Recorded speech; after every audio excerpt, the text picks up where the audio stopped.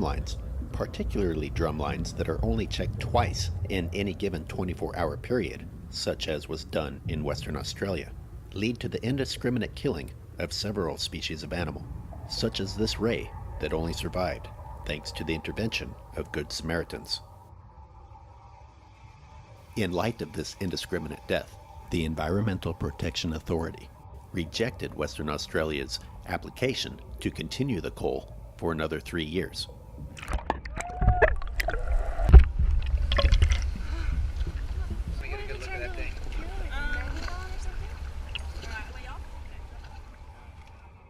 However, the EPA decided to allow the continuance of the Imminent Threat Policy, which gives the government the right to target a specific shark when it has been deemed to be in the area for too long.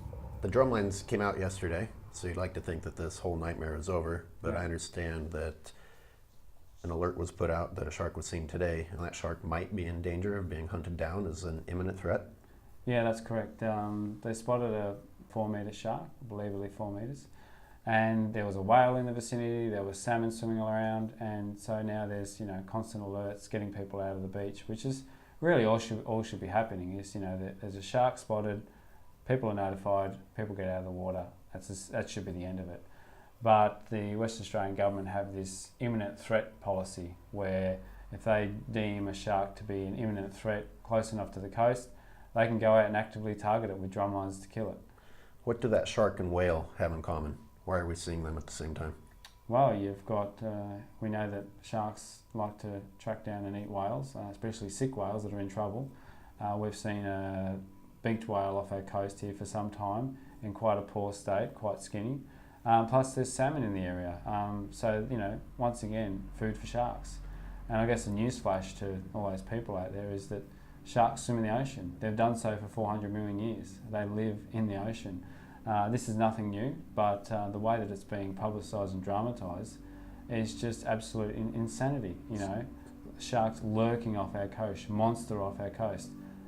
These things live in our ocean. It pursuing its natural food source is being labelled as an imminent threat to us. That's right. A shark is not allowed to be in the coast. It's not allowed to be chasing salmon or chasing whale, chasing its food source, without being labelled as an imminent threat to people. It's absolute insanity. I don't even know what to say to that. The EPA justified this decision, stating that the occasional killing of a white shark would not have a significant impact on the ecosystem. But this may indicate a lack of understanding of the reproductive nature of an apex predator. Sharks in general have a very low reproduction rate. They mostly give birth to live young, and so the female only has a limited space to carry those young. But there are some special things about white sharks that give you cause for concern. One is that they're at the lower end of the reproductive productivity scale. So small number of young, probably a gestation period that's longer than a year, maybe closer to 2 years, and a reproductive cycle that lasts 2 years, sometimes 3 years. Add to that the fact that they're a top predator, so their population numbers are naturally small. You have a lot fewer white sharks in the ocean than you have marco and blue sharks, and you have a lot fewer marco and blue sharks than you have spiny dogfish. As you go down the food web, you have much bigger population numbers. White sharks, we estimate from genetic data that there are only about 700 breeding individuals left. Where specifically? In southwestern Australia, so that would be from around Perth all the way through to South Australia. So only 700 left in the population. They don't start reproducing till they're about 4.5 meters long.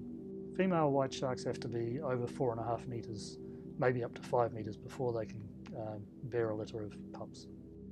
In summary, nature's own design prevents this animal from reproducing often or in large numbers.